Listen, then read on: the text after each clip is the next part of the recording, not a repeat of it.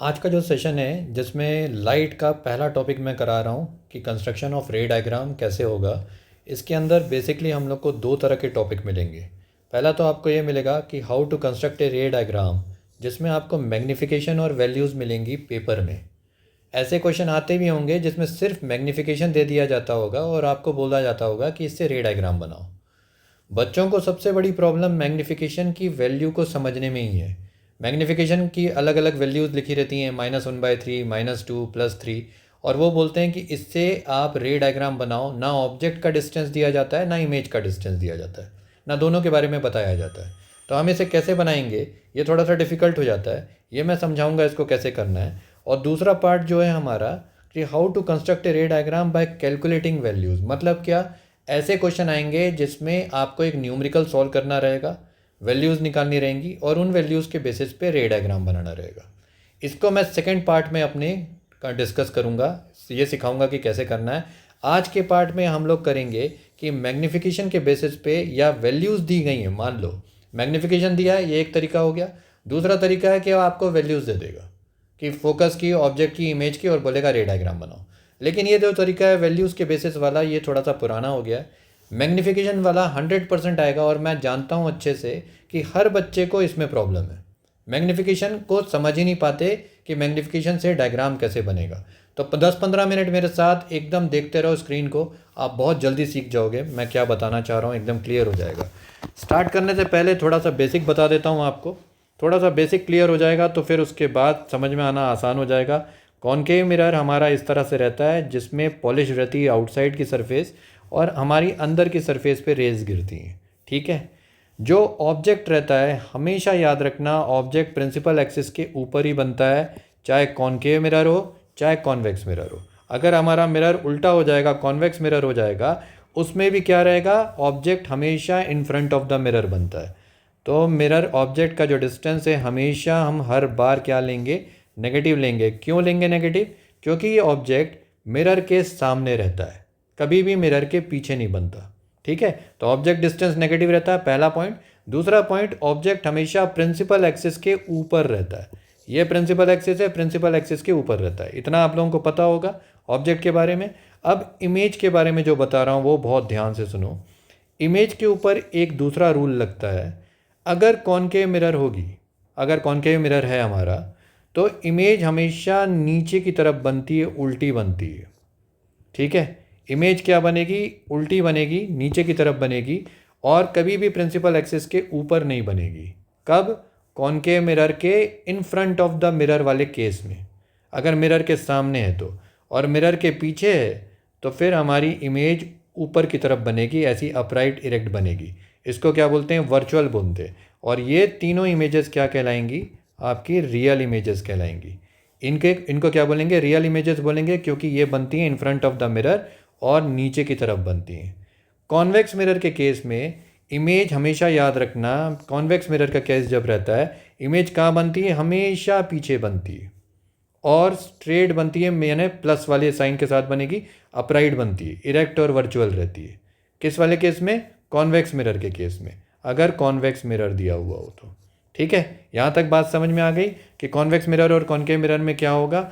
अब देखो, इसमें एक जो बेसिक चीज़ है कि मैग्नीफिकेशन हम कैसे निकालेंगे या मैग्नीफिकेशन को कैसे यूज़ करेंगे, वो बता रहा हूँ मैं, बहुत ध्यान से देखते जाना। उसका इमेज के साथ लेना देना है मैग्नीफिकेशन का। और मैग्नीफिकेशन सीख गए ना, समझ लेना पूरा बेसिक सीख गए। फिर से बना रहा हूँ, कॉनकेव मिरर को बना रहे हैं हम लोग, और ऐसा ले लो आप। अब ध्यान से देखो, जो मैं बोल रहा हूँ 5-10 मिनट देखते रहो तो फिर ये टॉपिक एकदम क्लियर हो जाएगा, कोई डाउट नहीं बचेगा। फर्स्ट केस जो होता है कॉनकेव मिरर का, क्या होता है कि रेज आ रही है इन्फिनिटी से और आने के बाद वो कहाँ जाके कन्वर्ज होती हैं, फोकस पे कन्वर्ज होती हैं। ये आप सबको पता है, बोलोगे इसमें कोई नई बात नहीं है, हमको सबको पता है। इस वाले केस में बता रहा हूँ, जो नहीं पता है वो बता रहा हूँ कि इस वाले केस में मैग्नीफिकेशन आपका ज़ीरो रहता है। क्या रहेगा? फर्स्ट वाले केस में मैग्नीफिकेशन ज़ीरो रहेगा। अब यहाँ से नोट्स बनाना शुरू कर दो ताकि ये आपके काम आए। ये नोट्स रहेंगे तो आप बिल्कुल भी नहीं घबराओगे, आपको पता रहेगा कि मुझे कब कैसे क्या यूज़ करना है। ठीक है, तो ये मैग्नीफिकेशन फर्स्ट वाले केस में क्या हुआ, ज़ीरो रहा। कब? जब रेज इनफाइनाइट से आ रही हैं और फोकस पे आपका जो पॉइंट साइज ऑब्जेक्ट या इमेज बनती है, जो है ना, ऑब्जेक्ट की जो रेज वहाँ से आ रही है। सेकेंड केस क्या रहता है, तो मैं पहले यहाँ पर फोकस बना देता हूँ, और ये हो गया उसके डबल, उसका जो डबल रहता है वो कितना रहता है, सेंटर ऑफ कर्वेचर। ये सबको पता होगा, मेरे को पता है अभी। तो देखो, जब हम लोग ऑब्जेक्ट को पीछे रखते हैं यहाँ पर बियॉन्ड सी, ये वाला केस, तो इमेज कहाँ बनती है, इमेज बनती है बिटवीन सी एंड एफ बनती है, ये पता है आप लोगों को। फर्स्ट वाले केस में जब हम लोग ने ऑब्जेक्ट को कहाँ रखा था, हमने ऑब्जेक्ट को रखा था इनफाइनाइट पे, तो हमारी इमेज कहाँ बनी थी, फोकस पे बनी थी। सेकेंड वाले केस पे कहाँ बन रही है, बिटवीन सी एंड एफ बन रही है। अब जो इंपॉर्टेंट चीज़ है जो मैं बता रहा हूँ, इस वाले केस में मैग्नीफिकेशन क्या रहेगा। मैग्नीफिकेशन इस वाले केस में आपका नेगेटिव रहेगा, -1/2, -1/3, -1/4, -1/5, ऐसी वाली वैल्यूज़ रहेंगी। इसका मतलब क्या हुआ, इसका मतलब ये हुआ कि देखो, मैग्नीफिकेशन का जो बेसिक फार्मूला है वो क्या है, H'/H है, that is equal to -V/U। ये सबको फार्मूला पता होगा, मैं ये मान के चल रहा हूँ कि बहुत सारे लोगों को बहुत कुछ पता है, तो बेसिक्स वो करा रहा हूँ मैं, आगे के करा रहा हूँ। अब देखो, मैग्नीफिकेशन का ये फार्मूला होता है, और मैंने बताया इस वाले केस में हमारा जो मैग्नीफिकेशन है वो -1/2, -1/3, -1/4, -1/5, इस तरह की वैल्यूज़ आएंगी। इन वैल्यूज़ का मतलब क्या है, ऊपर वाला जो H'/H होता है ना, ये होती है हमारी हाइट ऑफ इमेज। ऊपर इमेज की हाइट रहती है, नीचे हाइट ऑफ ऑब्जेक्ट रहता है, ठीक है। तो ऊपर क्या रहती है, इमेज रहती है, और नीचे हाइट ऑफ ऑब्जेक्ट रहता है। इमेज की जो हाइट है ये इस वाले केस में छोटी होती है ऑब्जेक्ट से। कब, जब ऑब्जेक्ट बियॉन्ड सी हो और इमेज बन रही हो बिटवीन सी एंड एफ। तो इमेज की हाइट क्या है, छोटी बन रही है, छोटी बनेगी तो आपका जो मैग्नीफिकेशन रहेगा, और उल्टी बनेगी, ध्यान से देखना, यहाँ पर उल्टी भी बन रही है इमेज, तो इस वाले केस में नेगेटिव साइन अपने आप आ जाएगा। क्यों, इन फ्रंट ऑफ द मिरर है, तो मैग्नीफिकेशन क्या हो जाएगा, नेगेटिव हो जाएगा। याद रखना, इमेज जब भी इन फ्रंट ऑफ द मिरर रहेगी तो मैग्नीफिकेशन हमारा नेगेटिव हो जाएगा, और इमेज छोटी है किससे, ऑब्जेक्ट से, तो मैग्नीफिकेशन -1/3, -1/4 आएगा। क्यों आएगा इस तरह की वैल्यू, इसका मतलब क्या है कि इमेज 1/4 है ऑब्जेक्ट से। अगर इमेज 1 है, 1 सेंटीमीटर की है, तो ऑब्जेक्ट 4 सेंटीमीटर का है। अगर इमेज 1 सेंटीमीटर की इधर है, तो ऑब्जेक्ट 3 सेंटीमीटर का है। इसका मतलब ये हुआ मैग्नीफिकेशन का। और माइनस साइन का क्या मतलब हुआ कि इमेज उल्टी बन रही है। ऐसा किस केस में हो रहा है, जब ऑब्जेक्ट बियॉन्ड सी है। मैं मैग्नीफिकेशन सिखा रहा हूँ, आप ये याद रखना, मैग्नीफिकेशन की वैल्यू से कैसे क्वेश्चन को पकड़ोगे वो सिखा रहा हूँ, तो ध्यान से सुनते जाओ बस। मैग्नीफिकेशन यहाँ पर क्या हो रहा है, जब ऑब्जेक्ट बियॉन्ड सी है तो आप याद रखना, इमेज आपकी छोटी बनेगी, किससे, ऑब्जेक्ट से छोटी बनेगी, उल्टी बनेगी, इसलिए negative sign. In front of the mirror बनेगी, इसलिए नेगेटिव साइन, रियल इमेज बन रही है क्योंकि, और -1/5, -1/4, इस तरह की वैल्यूज़ आएंगी। तो अगर ये वैल्यूज़ दिखती हैं पेपर में, तो इसका मतलब है कि हमें ये वाला केस बनाना है जब ऑब्जेक्ट बियॉन्ड सी है, याद रखना, ठीक है। यहाँ तक बात समझ में आ गई होगी। अब मान लो कि ऑब्जेक्ट हम लोग वहाँ से और आगे लाते हैं और उसको लगाते हैं यहाँ पर, किधर, एट सी। मैं फिर से बना रहा हूँ, यहाँ पर देखो, ये हो गया आपका फोकस, और ये हो गया आपका एट सी, और ऑब्जेक्ट को मैंने पहले बियॉन्ड सी रख दिया था, अब मैं रख देता हूँ उसको एट सी। एट सी पे रखोगे तो इमेज कहाँ बनेगी, उतनी ही बनती है, उतनी ही साइज़ की बनती है, और उल्टी बनती है, एट सी पे बनती है, यह आपको सबको पता है। तो एट सी पे जब रखोगे तो अब आपका मैग्नीफिकेशन आएगा -1, ये याद रखना। एक ही वैल्यू आती है -1 की, कब आती है, जब ऑब्जेक्ट एट सी पे रखा जाता है। तो ये बहुत इंपॉर्टेंट है, एट सी पे हम क्या करेंगे, मैग्नीफिकेशन हो जाएगा हमारा -1, और रीज़न क्या रहेगा इसके पीछे कि ऑब्जेक्ट कहाँ रखा हुआ है, यहाँ पर, कहाँ पर, एट सी पे। उसके बाद हम लोग नेक्स्ट केस करते हैं कि ऑब्जेक्ट को हम लोग और आगे ले जाते हैं, कहाँ ले जाते हैं, बिटवीन सी एंड एफ। मान लो ये फोर्थ वाला केस है, ये हो गया आपका फोकस, और ये हो गया आपका सेंटर ऑफ कर्वेचर, और ऑब्जेक्ट को अब आपने रख दिया बीच में, ठीक है, कहाँ पर, सी और एफ के बीच में। अब याद रखना है, इमेज बड़ी बनती है, पीछे बनती है, ज़्यादा बड़ी बनती है ऑब्जेक्ट से, ये वाला केस बनता है। इस बार मैग्नीफिकेशन अब आपका आएगा, इस तरह की वैल्यू रहेंगी उसमें, -2, -3, -4, इस तरह की वैल्यूज़ रहेंगी। इसका मतलब क्या हुआ, मैं मैग्नीफिकेशन की वैल्यू को इंटरप्रेट करना सिखा रहा हूँ कि हमें मैग्नीफिकेशन की वैल्यू से डायग्राम कौन सा बनाना है। इस वाले वैल्यू का मतलब क्या हो गया, इसका मतलब ये हुआ कि आपका जो मैग्नीफिकेशन है, जो साइज ऑफ इमेज है, वो ऑब्जेक्ट से डबल है। और माइनस साइन क्या शो कर रहा है, 2 क्या शो कर रहा है, डबल है। 3 क्या शो कर रहा है, ट्रिपल है। 4 क्या शो कर रहा है, 4 टाइम्स है। और माइनस साइन क्या शो कर रहा है, इमेज उल्टी बनी है। तो ये माइनस साइन देखते ही समझ जाना कॉनकेव मिरर है। दुनिया में कॉन्वेक्स मिरर सिर्फ पॉजिटिव मैग्नीफिकेशन देता है। कॉनकेव मिरर ही इकलौता मिरर है जिसमें नेगेटिव मैग्नीफिकेशन होता है। तो -1/2 दिखा, -2 दिखा, कोई भी वैल्यू दिखी नेगेटिव, तो समझ जाना कॉनकेव मिरर का डायग्राम मुझे बनाना है। ये पहली चीज़ है ना।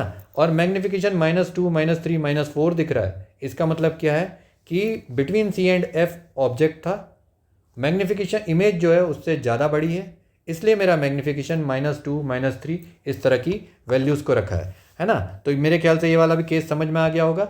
अब इसके आगे वाला केस बता रहा हूँ मैं, क्वेश्चंस के अंदर भी ये सब बार बार बताऊंगा क्योंकि मैग्नीफिकेशन आप लोगों को एकदम अच्छे से आ जाए, मैं ऐसा चाहता हूँ। नेक्स्ट में अगर मान लो आपने फोकस पे रख दिया, किसको रख दिया, इसको ऑब्जेक्ट को फोकस पे ले आए, सी और एफ के बीच में ले आए थे। अब ऑब्जेक्ट को आपने फोकस के बीच में रख दिया, फोकस पे ही रख दिया। इमेज कहाँ बनेगी, इमेज बनती है इन्फिनिटी पे। जब इन्फिनिटी पे रखा था तो इमेज कहाँ बन रही थी, फोकस पे। तब मैग्नीफिकेशन कितना था, 0। नोट्स बनाते चलना ताकि आप फंसो नहीं। अब आपने ऑब्जेक्ट को कहाँ रखा है, फोकस पे। अब मैग्नीफिकेशन, इमेज कहाँ बनेगी, इन्फिनिटी पे, और मैग्नीफिकेशन रहेगा इनफाइनाइट। ये याद रखना है, ये सब कंसेप्चुअल क्वेश्चंस में आ सकते हैं, तो बिल्कुल दिमाग घूम जाएगा कि मैग्नीफिकेशन इनफाइनाइट कब होता है। ये तब होता है जब ऑब्जेक्ट फोकस पे रखा हो और उसकी इमेज इन्फिनिटी पे बन रही हो। ये हो गया हमारा, समझ लो, चौथा पांचवा केस, है ना। यहाँ तक क्लियर हुआ। अब एक केस और बचता है, उसको बना दे रहा हूँ मैं, तो एकदम क्लियर हो जाएगा। जैसे मान लो हमारा, इस बार मैं बना दे रहा हूँ कि अब ये है आपका फोकस और ये है आपका सी, और इस बार हम लोगों ने ऑब्जेक्ट को बिटवीन सी एंड एफ रख दिया, sorry between F and P रख दिया, फोकस और पोल के बीच में रख दिया। अब क्या होगा, कॉनकेव मिरर के केस में, लास्ट केस में क्या होता है, इमेज बनेगी अब अपने मिरर के पीछे, इरेक्ट बनेगी, वर्चुअल बनेगी, और बड़ी बनेगी ऑब्जेक्ट से बड़ा साइज बनेगा। तो याद रखना, इस बार मैग्नीफिकेशन आएगा +2, +3, इस तरह की वैल्यूज़ आएंगी। +1 तो नहीं होगा, +2, +3, +1.5 ऐसी वैल्यूज़ रहेंगी, यानी 1 से बड़ी रहेंगी वैल्यूज़। 1 से बड़ी क्यों रहेगी, क्योंकि इमेज ऑब्जेक्ट से बड़ी बनती है। प्लस क्यों रहेगी, क्योंकि इमेज भी प्रिंसिपल एक्सिस के ऊपर है, बिहाइंड द मिरर है, इसलिए प्लस साइन। तो मैग्नीफिकेशन +2, +3, +4 दिखेगा। तो समझ जाना कॉनकेव मिरर का कौन सा केस है, आखिरी केस है। कौन सा, जब इमेज ऑब्जेक्ट फोकस और पोल के बीच में रहता है, तो इमेज अपने मिरर में, अपने प्रिंसिपल एक्सिस में पीछे बनेगी मिरर के, और इरेक्ट बनेगी, वर्चुअल बनेगी, इस बार रियल नहीं बन रही है। बाकी पूरे केसेस में रियल इमेज बन रही थी। यहाँ तक क्लियर हो गया आपको। अब उसके बाद कॉन्वेक्स मिरर की बारी आती है कि कॉन्वेक्स मिरर में कैसा केस होता है। तो बहुत सिंपल सा केस है, याद रखना। कॉन्वेक्स मिरर में एक कंसेप्ट है, उसको बस दिमाग में रख लो, कॉन्वेक्स मिरर हमेशा क्लियर हो जाएगा। कॉन्वेक्स मिरर में कोई सी नहीं होता, कोई एफ नहीं होता, होते तो हैं पॉइंट, लेकिन उनका मतलब नहीं होता ज़्यादा। क्या होता है, देखो कंसेप्ट क्या रहता है। अगर जब रेज आती हैं इनफाइनाइट से, तो वो पूरी की पूरी कन्वर्ज हो जाती हैं पीछे, किस पे, एक फोकल पॉइंट पे, एफ पे, ठीक है। तब मैग्नीफिकेशन वही रहेगा, क्या रहेगा, 0। क्या रहेगा, मैग्नीफिकेशन 0। तो दोनों याद रखना, कॉनकेव के केस में और कॉन्वेक्स के केस में मैग्नीफिकेशन 0 कब रहता है, एक केस में दोनों मिरर एक समान काम करते हैं, मैग्नीफिकेशन दोनों में 0 आंसर देता है। कब, जब इन्फिनिट से रेज आ रही हैं और फोकस पे कन्वर्ज हो रही हैं, ठीक है। तो फोकस पे आती हैं ये रेज, डाइवर्ज होती हैं खैर यहाँ पर कॉनकेव मिरर में, कॉन्वेक्स मिरर में, लेकिन हम लोग उसको जब रिट्रेस करते हैं तो वो फोकस से आती हुई ऐसा दिखता है हमें, है ना। तो वहाँ पर मैग्नीफिकेशन कितना रहेगा, 0 रहेगा। उसके बाद अगर आप दूसरा केस लेते हो, मान लो कोई भी दूसरा केस, ऑब्जेक्ट को कहीं पर भी रख देते हो आप, चाहे उसको सी पे रख दो, मान लो सी यहाँ है, यहाँ पर एफ है, या आप उसको उठा के सी पे रख दो, या आप उसको उठा के बिटवीन सी और एफ रख दो, या आप उसको उठा के एफ पे रख दो, या उसको उठा के यहाँ रख दो, कहीं पर भी रख दो ऑब्जेक्ट को, उसकी इमेज हमेशा पीछे बनती है, छोटी बनती है ना, और फोकस से थोड़ा सा पहले बनती है। आप चाहो तो जाके इसका डायग्राम देख सकते हो। तो इस वाले केस में मैग्नीफिकेशन हमारा क्या बनेगा, मैग्नीफिकेशन हमेशा प्लस साइन के साथ बनेगा, क्योंकि इमेज पीछे बन रही है, और ये बनेगा +1/2 +1/3, इस तरह की वैल्यूज़ रहेंगी। तो अगर वैल्यू +1/2 यानी 1 से कम दिखी, 1/3 1 से कम दिखी, तो याद रखना ये कॉन्वेक्स मिरर के केस में हो रहा है। कॉनकेव मिरर के केस में हो ही नहीं सकता मैग्नीफिकेशन +1/2 +1/3। क्यों? क्योंकि कॉनकेव मिरर हमेशा बड़ी इमेज बनाता है ऑब्जेक्ट से, तो वहाँ मैग्नीफिकेशन +2 +3 का निकलेगा। मेरे ख्याल से ये बेसिक जो मैग्नीफिकेशन को था लेके मैंने पूरा बता दिया है। आप इसको स्टार्टिंग से देखना, इसके नोट्स बना लेना, मैग्नीफिकेशन को उतार लो, कब कहाँ किस पोजीशन पे मैग्नीफिकेशन कितना वैल्यू शो करता है ना। तो आपको एकदम आसानी से ये बात पूरी की पूरी समझ में आती जाएगी। यहाँ तक क्लियर हो गया होगा। अब इसका फर्स्ट क्वेश्चन देखते हैं जो दिया हुआ है। अब एकदम थोड़ी देर में अब आपको ये टॉपिक पूरा क्लियर हो जाएगा, क्योंकि इसमें मैं न्यूमेरिकल्स नहीं ले रहा हूँ, मैं इसमें सिर्फ डायग्राम कंस्ट्रक्ट करना सिखा रहा हूँ। ध्यान से देखते जाओ फर्स्ट क्वेश्चन क्या बोल रहा है। तो देखो इसमें क्वेश्चन में क्या बोल रहा है, construct a ray diagram, choose 2 rays and state the path of these rays after reflection, use these 2 rays to find the nature and position of the image of an object placed at a distance of 15 centimetre from concave mirror, focal length दी हुई है 10 centimetre की, और choose 2 raise बोल रहा है। अब choose 2 raise का मतलब क्या होता है वो बता रहा हूँ, है ना। हमेशा 2 ही रे आपको लेनी है। नॉर्मली पूरे क्वेश्चन 2 रे से बन जाएंगे हमारे। और 2 रे कौन सी, एक फोकस से क्रॉस होने वाली और एक रे हमारी जो सेंटर ऑफ कर्वेचर से निकलती है। हम बस ये 2 रेज को लेंगे और कोई भी क्वेश्चन बना डालेंगे। तो इसलिए जब चूज 2 रेज लिखा रहेगा ना, ये लैंग्वेज लिखी रहेगी, तो इससे डरना नहीं। ये लैंग्वेज का मतलब होता है हमें ये नहीं सोचना कौन सी 2 रे यार, हर बार एक ही 2 रे होती हैं, उन्हीं को उठाना है आपको। ऑब्जेक्ट प्लेस कहाँ है, डिस्टेंस ऑफ 15 सेंटीमीटर पे, फोकल लेंथ कितनी है 10 सेंटीमीटर। अगर ये फोकल लेंथ है तो ऑब्जेक्ट कहाँ पर रखा है आपने, बिटवीन सी एंड एफ रखा है। बिटवीन सी एंड एफ रखोगे तो इमेज कहाँ बनती है, पीछे बनती है, पता है हम लोग को। तो हम लोग क्या करेंगे, पहली वाली एक रे ऐसी भेजेंगे और उस रे को एफ से क्रॉस करा देंगे, और दूसरी रे सेंटर ऑफ कर्वेचर से भेजेंगे, ये वाली, ये जाके टकराएगी मिरर में, मान लो यहाँ टकराई, और उसके बाद क्या होगी, ये रे वापस आ जाएगी। थोड़ा सा डायग्राम हिला हुआ है, उसको इग्नोर कर देना, और डायग्राम बनाना आप लोगों को आता है, मुझे पता है, डायग्राम बना लेना।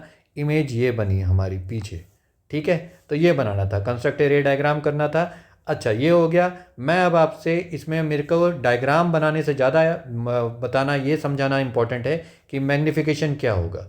इस वाले केस में पीछे जाके अपने नोट्स देख सकते हो, बिटवीन सी एंड एफ में इमेज देखो उल्टी बनी है और पीछे बनी है, बियॉन्ड सी बनी है।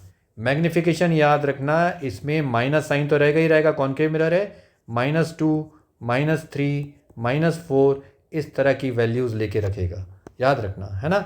ज़्यादा याद रखना, मैग्नीफिकेशन को पकड़ो, आंसर पक्का बन जाएगा। मैग्नीफिकेशन जैसे ही आपने पेपर में देखा कि मेरे को -2 का बनाना है या -3 का बनाना है, समझ लेना ये वाला केस है। जो ऑब्जेक्ट है बिटवीन सी एंड एफ है, इमेज जो बन रही है पीछे बन रही है। नेक्स्ट वाले क्वेश्चन को देखते हैं। देखो इसमें क्या बोल रहा है, तो प्रोजेक्ट करना है इमेज ऑफ द कैंडल को ऑन ए स्क्रीन 48 सेंटीमीटर है इन front of the mirror. Mirror के कितना दूर पे स्क्रीन रखी हुई है, 48 सेंटीमीटर। अब स्क्रीन से भी बच्चे बहुत डरते हैं, उनको ये नहीं समझ में आता है स्क्रीन होती क्या है और स्क्रीन का मतलब क्या है ना। By keeping the flame at a distance of 12 centimetre of its from its pole. Pole से कितना दूर रखे हो आपने, ऑब्जेक्ट को 12 सेंटीमीटर दूर रखे हो, और इमेज की स्क्रीन के कहाँ पर है, 48 सेंटीमीटर में। और हमें इसके बारे में कुछ नहीं बताया, बस ये बोला है 12 सेंटीमीटर दूर ये है, तो मान लो ये 12 दिया हुआ है, ठीक है। कहीं पर भी फोकस के बारे में नहीं बोला। और इमेज कितनी है, 48 centimetre in front of the mirror बोला है ना। इन फ्रंट का मतलब होता है मिरर के सामने अगर इमेज बन रही है तो याद रखना उल्टी ही बन रही होगी, और 48 सेंटीमीटर दूर बन रही है तो हम लोग ऐसी इमेज बना देते हैं, 48 सेंटीमीटर दूर बड़ी बन रही होगी ऑब्जेक्ट से, क्योंकि ऑब्जेक्ट पास में है पोल के, तो इमेज दूर बन रही है तो 100% बड़ी बन रही होगी। 48 सेंटीमीटर दूर है ना। तो ये डिस्टेंस जो है वहाँ से हम लोग ये डिस्टेंस कहाँ से नापेंगे, पोल से नापेंगे। तो ये डिस्टेंस कितना है, ये 48 सेंटीमीटर का दिया हुआ है। और ऑब्जेक्ट का डिस्टेंस कितना दिया हुआ है, ये वाला डिस्टेंस है वो दिया हुआ है हमें 12 सेंटीमीटर। हर डिस्टेंस कहाँ से नापा जाता है, कहाँ से मेजर किया जाता है, पोल से मेजर किया जाता है। Name the type of mirror पूछा उसने, तो साफ साफ बात है कॉनकेव मिरर है, उसी में सामने बनती है image in front of the mirror. Convex mirror में तो बनती ही नहीं। तो ये मिरर का टाइप कैसे ढूंढ लोगे? इमेज के इन फ्रंट ऑफ द मिरर लिखे होने के कारण, है ना। इतनी छोटी सी बात बोला। दूसरा बोलता है लीनियर मैग्नीफिकेशन निकालो। तो लीनियर मैग्नीफिकेशन के लिए m का एक फॉर्मूला होता है -v/u, है ना। -v/u होता है, माइनस तो ऐसे ही रहता है। इमेज सामने बन रही है तो इसमें लगेगा -48 centimetre. In front of the mirror बनेगी, in front of the mirror बनने से ही याद रखना साइन कन्वेंशन नेगेटिव हो जाता है। मैं जब इसके न्यूमेरिकल्स कराऊंगा तो इसको और डिटेल में कराऊंगा। अभी आप इतना बस समझ लो, in front of the mirror होने से इमेज क्या हो गई? नेगेटिव हो गई। अब आप ये मत बोलना कि सर यहाँ तो पहले से ही माइनस दिया था, आपने एक माइनस और क्यों लगा दिया? ये माइनस फॉर्मूले का माइनस है। इमेज की वैल्यू हमें डालनी है, वो कितनी है? -48। ऑब्जेक्ट डिस्टेंस कितना दिख रहा है? 12 दिख रहा है, दैट इज़ ऑल्सो -12। उसको -12 डाल देंगे। ये नेगेटिव नेगेटिव कट गया, 12 4 48, मैग्नीफिकेशन कितना आया? -4। तो इमेज जो थी 4 टाइम्स थी ऑब्जेक्ट की। तो अगर अब मैं पूछूं, इसने नहीं पूछा है, मैं पूछ रहा हूं, मैं आपसे बता रहा हूं कि ऐसा कब हो रहा होगा, कौन से केस में ऐसा हो रहा होगा। तो ऐसा एक ही केस है, फोकस और सेंटर ऑफ कर्वेचर के बीच में ऑब्जेक्ट होगा। फोकस और सेंटर ऑफ कर्वेचर के बीच में ऑब्जेक्ट होने से हमारी जो मैग्नीफिकेशन है, मैंने बताया था -2, -3, -4 इस तरह की वैल्यूज़ दिखाता है। और यहाँ पर मैग्नीफिकेशन की वैल्यू कितनी आई है? -4। तो ये कौन सा केस है? सेंटर और फोकस के बीच में, सेंटर ऑफ कर्वेचर और फोकस के बीच में हमारा ऑब्जेक्ट था। समझ में आ रही बात? नेक्स्ट क्वेश्चन पे चलते हैं। देखो यहाँ पर क्या बोल रहा है। It is desired to obtain an erect image of an object using concave mirror, जिसकी फोकल लेंथ दी हुई है 12 सेंटीमीटर, और इमेज ऑफ दिस ऑब्जेक्ट बनानी है if it is placed 24 centimetre in front of the mirror. तो देखो अब इसमें क्या कह रहा है वो, 12 सेंटीमीटर ये हो गया आपका फोकस, और ये हो गया उससे डबल क्या हो गया? Centre of curvature. फोकस मान लो पोल से, ये पोल से अगर फोकस 5 सेंटीमीटर है तो सेंटर ऑफ कर्वेचर कितना होगा? 10 सेंटीमीटर होगा। सेंटर ऑफ कर्वेचर हमेशा डबल होता है, हाँ, जिनको नहीं पता उनको बता रहा हूँ। तो फोकल लेंथ यहाँ पर कितनी दी हुई है? 12 सेंटीमीटर दी हुई है। तो सेंटर ऑफ कर्वेचर यानी 24 पे ही आपका ऑब्जेक्ट रखा हुआ है। यानी ऑब्जेक्ट कहाँ रखा हुआ है? सेंटर ऑफ कर्वेचर पे रखा हुआ है। सेंटर ऑफ कर्वेचर पे ऑब्जेक्ट रखा रहेगा तो इमेज कहाँ बनेगी? सेंटर ऑफ कर्वेचर पे बनेगी। पता है ना, वो रेज बना लेना, आपको डायग्राम बनाना आता है, मुझे मालूम है। 2 रेज जाएंगी और इमेज कहाँ बन रही है? सेंटर ऑफ कर्वेचर पे ही बन रही है। और किस साइज़ की बन रही है? Same size of the object बन रही है। तो इस केस में मैग्नीफिकेशन कितना हो रहा था?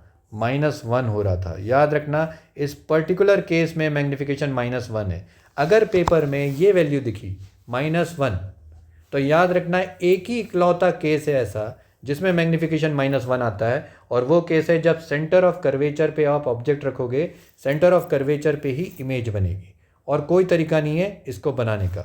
नेक्स्ट क्वेश्चन देखो, linear magnification produce by the spherical mirror is -1। ये सेम क्वेश्चन आ गया। एनालाइज दिस वैल्यू, स्टेट करना है type of mirror, position of the object with respect to the pole and mirror. ये बहुत सिंपल सेम क्वेश्चन है। अब देखो इस पूरे क्वेश्चन का लॉजिक क्या था। उसने बोला type of mirror, minus sign देखते ही आप क्या बोलोगे? माइनस साइन देखते ही आप क्या बोलोगे कि ये कॉनकेव मिरर है।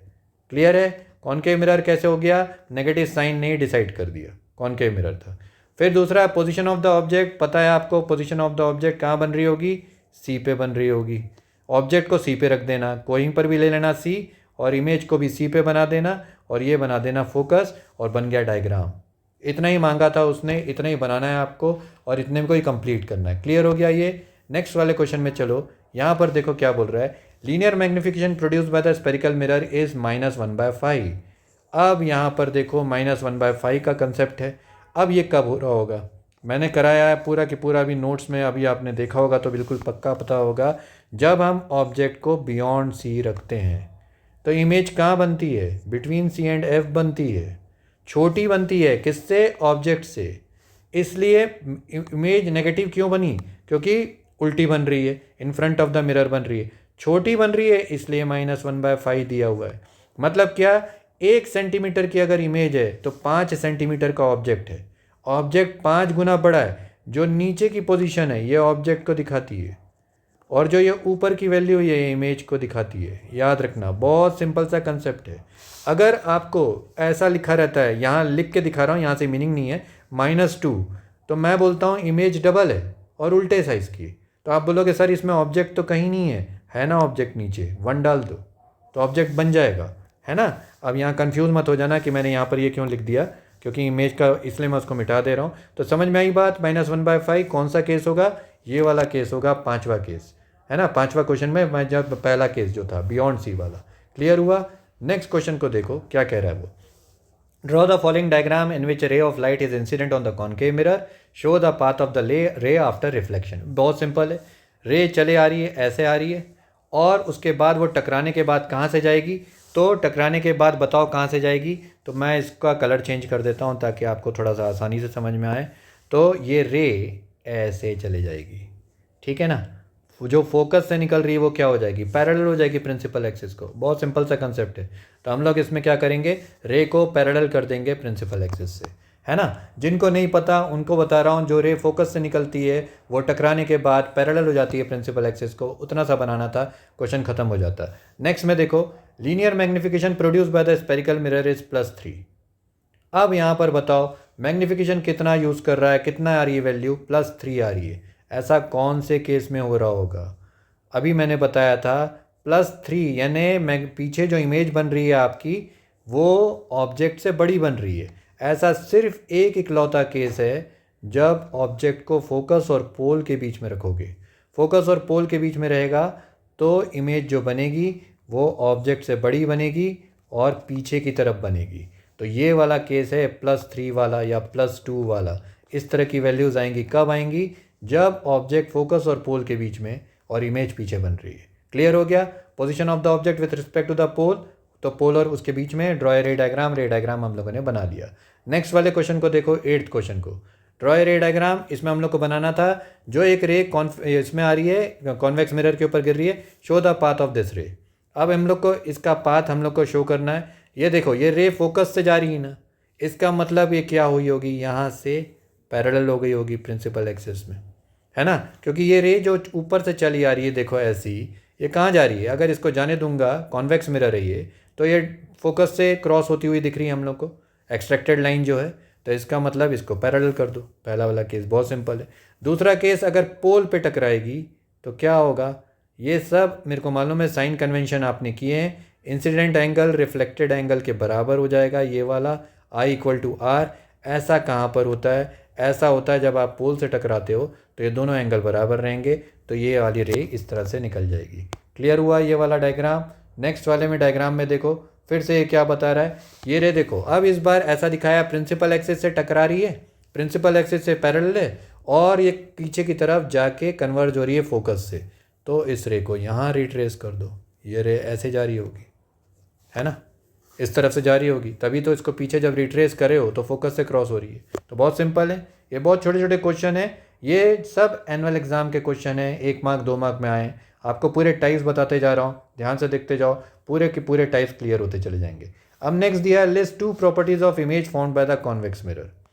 इमेज की, कॉन्वेक्स मिरर की 2 प्रॉपर्टीज बताओ और draw a ray diagram in support of your answer. तो मैं रे डायग्राम एक रफ वाला बना दे रहा हूँ, मैं फिर से बना रहा हूँ, आपको फिर से बता रहा हूँ इसमें कि ऑब्जेक्ट को आप कॉन्वेक्स मिरर के केस में ये मान लो फोकस है और ये मान लो आपका सेंटर ऑफ कर्वेचर है, ठीक है। ऑब्जेक्ट को आप कहीं पर भी रखो जहाँ आपका मन हो, यहाँ रख दो, आपका मन हो आप उसको सेंटर ऑफ कर्वेचर पे रख दो, आपका मन हो बीच पे रख दो, सेंटर ऑफ कर्वेचर और फोकस के बीच में, आपका मन हो फोकस पे रख दो, और आपका मन हो उसको फोकस और पोल के बीच में रख दो। हर बार एक ही आंसर आता है। क्या आंसर आता है, इमेज छोटी बनती है, फोकस से थोड़ा सा पहले बनती है और अपराइट बनती है। ये क्या रहती है, इमेज छोटी होती है। तो 2 प्रॉपर्टीज़ बतानी है कॉन्वेक्स मिरर की। तो पहली प्रॉपर्टी क्या रहेगी कि यह डिमिनिश्ड रहेगी, मतलब ये अपनी ऑब्जेक्ट से छोटी रहेगी, और दूसरी क्या रहेगी, वर्चुअल रहेगी और इरेक्ट रहेगी। इरेक्ट रहेगी, सीधी सीधी रहेगी, अपराइट रहती है, प्रिंसिपल एक्सिस के ऊपर बनती है। मेरे ख्याल से कॉन्वेक्स मिरर वाला केस एकदम दिमाग में बैठ गया होगा। आप इमेज को जहाँ चाहे रख दो, किसी भी केस में रख दो, आपका हर बार एक ही आंसर आएगा, पीछे फोकस के पहले बनेगी इमेज। क्लियर हो गया। इसके एप्लीकेशंस हैं, एप्लीकेशंस वाले क्वेश्चन हम लोगों से पूरे बनने चाहिए। नेक्स्ट वाले क्वेश्चन में देखो क्या बोल रहा है वो, linear magnification produce by the spherical mirror is +1/3। Analyse करना है इस वैल्यू को, बताना है टाइप ऑफ मिरर कौन सा होगा और फिर हमें ये बताना है कि पोजीशन ऑफ द इमेज इस वाले केस में क्या हो रही होगी। ये कौन सा मिरर है? +1/3 कब बनती है? मैंने बताया था कॉनकेव मिरर के केस में हमारा क्या हो रहा था। कॉनकेव मिरर के केस में इमेज पीछे जरूर बन रही थी लास्ट वाले केस में, लेकिन +3 +2 आंसर आ रहा था। कॉनकेव मिरर डबल साइज की, ट्रिपल साइज की इमेज बनाता है पीछे। ये 1/3 वाली इमेज कौन बनाता है? अभी जैसे बता रहा था, कहीं पर भी रख दो आप ऑब्जेक्ट, जहाँ रखने का मन हो आप वाला बनाओगे और वहाँ से रेस को कन्वर्ज कर दोगे, एक छोटे से इमेज को यहाँ पर बना दोगे, और ये वाला रहेगा आपका +1/3 वाला कॉन्वेक्स मिरर के केस में। किसके केस में? कॉन्वेक्स मिरर के केस में। आप ऑब्जेक्ट को जहाँ चाहे वहाँ रख दो, कोई भी डायग्राम बना सकते हो, ठीक है, कोई भी डायग्राम बना सकते हो। आप इस पॉइंट को ले लो फोकस, और कहीं पर भी एक पॉइंट को ले लो सेंटर ऑफ कर्वेचर, जिधर मन आया उधर आप ऑब्जेक्ट रख दो, इमेज हमेशा पीछे बनेगी और हमेशा +1/3 +1/2 इस तरह की बनेगी। तो मेरे ख्याल से ये क्लियर हो रहा होगा। मैग्नीफिकेशन का कंसेप्ट क्लियर कर लो तो कहीं नहीं फंसेंगे हम लोग किसी भी क्वेश्चन में। यहाँ तक सबके सब क्लियर है हम लोग को? अब नेक्स्ट और अपना आज का लास्ट क्वेश्चन देखो। ये क्वेश्चन बहुत इंपॉर्टेंट है, इस तरह के क्वेश्चन आपको पेपर में मिलने का बहुत ज़्यादा चांस है। अब देखो यहाँ पर क्या है, 2-3 वैल्यूज़ दी हुई हैं हम लोग को, यू और एफ की वैल्यूज़ दी हुई हैं, है ना। और वो पूछ रहा है which mirror will form a diminished image of the object. इसमें से कौन सा मिरर होगा जो डिमिनिश्ड इमेज बनाएगा? Draw a ray diagram for image formation by this mirror. What is the nature size of the image formed by the mirror B. यहाँ पर 2-3 mirror दिए हुए हैं और हमसे पूछ रहा है कि डिमिनिश्ड इमेज कौन बनाएगा। तो सबसे पहले मान लेते हैं कॉन्वेक्स मिरर का केस बना लेते हैं इसको। तो एक सेकेंड, एक सेकेंड। अब जैसे समझ लो हम लोग इस वाले क्वेश्चन में which mirror will form the diminished image of the object बनाना है। तो समझ लो जो हमारा फर्स्ट केस है, पहले वाले केस में फोकस कहाँ है? फोकस है हमारा यहाँ पर, कितनी वैल्यू दी हुई है? 20 सेंटीमीटर दी हुई है। और ऑब्जेक्ट कहाँ है? अगर फोकस यहाँ पर है तो सेंटर ऑफ कर्वेचर कहाँ होगा? यहाँ पर होगा। इसकी वैल्यू कितनी होगी? 40 सेंटीमीटर होगी। ऐसा सोचना है। ऑब्जेक्ट को कहाँ रखा है आपने? ऑब्जेक्ट को रखा है आपने पीछे, 40 के पीछे रखा है, यानी ये डिस्टेंस कितना है? 45 सेंटीमीटर के अप्रॉक्स है। अगर हम लोग इसको नापेंगे तो कितना मेजर करके वहाँ से पोल से ये डिस्टेंस अप्रॉक्स कितना आ रहा है? ये आ रहा है 45 सेंटीमीटर के अप्रॉक्स आ रहा है। तो इमेज कहाँ बनती है? जब भी बियॉन्ड सी रहती है तो image between C and F बनती है, पहली चीज़। दूसरी चीज़ क्या बनती है? इमेज छोटी बनती है, मैंने बताया था। मैग्नीफिकेशन क्या रहता है इसमें? -1/2 -1/3 इस तरह का केस रहता है। तो विच mirror will form a diminished image of the object, ये पहला वाला केस ही है। ए केस, ए मिरर जो है ये बनाएगा diminished image of the object. साफ दिख रहा है हम लोग को? यहाँ पर डिमिनिश्ड इमेज बन रही है। अब दूसरे वाले केस को देखते हैं, क्लियर हो जाएगा। यहाँ पर समझ लो, मान लो मैं फिर से बना रहा हूँ, ये सेकंड केस बना रहा हूँ कि ये बना दिया मैंने। इसमें इसको ले लो आप फोकस और इसको ले लो आप सेंटर ऑफ कर्वेचर। अब सेकंड वाले केस में देखो क्या कह रहा है, हमारा फोकस बोल रहा है 30 सेंटीमीटर पे और ऑब्जेक्ट डिस्टेंस जो है वो 20 सेंटीमीटर पे। तो ये अगर 30 सेंटीमीटर है फोकस, तो सेंटर ऑफ कर्वेचर कितना हो जाएगा? 60 हो जाएगा। और ऑब्जेक्ट डिस्टेंस कितना है? 20 पे है, यानी ऑब्जेक्ट पोल और इसके बीच में रखा हुआ है। ये पोल है, यहाँ पर ये क्वेश्चन में यहाँ पर ये पोल था, तो ऑब्जेक्ट इन दोनों के बीच में है। तो इसकी इमेज कहाँ बनेगी? इसकी इमेज कहाँ बनेगी? पीछे बनेगी और बड़ी बनेगी, जो मैंने बताया था। तो ये वाला डिमिनिश्ड इमेज वाला तो केस है ही नहीं, तो ये केस ये हो ही नहीं सकता, सेकंड वाला केस। थर्ड वाले में बता रहा है, वो पूछ रहा है कि 15 पे फोकस है और 30 सेंटीमीटर पे ऑब्जेक्ट रखा हुआ है। तो थर्ड केस को बनाते हैं। मान लो ये केस है, थर्ड वाला केस, और यहाँ पर ले लो आप इसका फोकस और उसके पीछे डबल वाले साइज में सेंटर ऑफ कर्वेचर ले लो, और 15 पे फोकस है और ऑब्जेक्ट डिस्टेंस कितना है? 30। मतलब ऑब्जेक्ट को कहाँ रखा है आपने? सेंटर ऑफ कर्वेचर पे रखा है। सेंटर ऑफ कर्वेचर पे रखोगे तो इमेज कहाँ बनेगी? सेंटर ऑफ कर्वेचर पे ही बनेगी। तो ये थर्ड वाले केस में हमारी इमेज बराबर साइज़ की बनेगी। डिमिनिश्ड बनेगी क्या? नहीं बनेगी। तो डिमिनिश्ड इमेज हमारी सिर्फ फर्स्ट केस में बन रही है। तो इसमें से मिरर कौन सा है? फर्स्ट वाला केस है जिसमें इमेज हमारी डिमिनिश्ड बन रही है। कॉनकेव मिरर है। What is the nature size of the image formed by the mirror B पूछा उसने।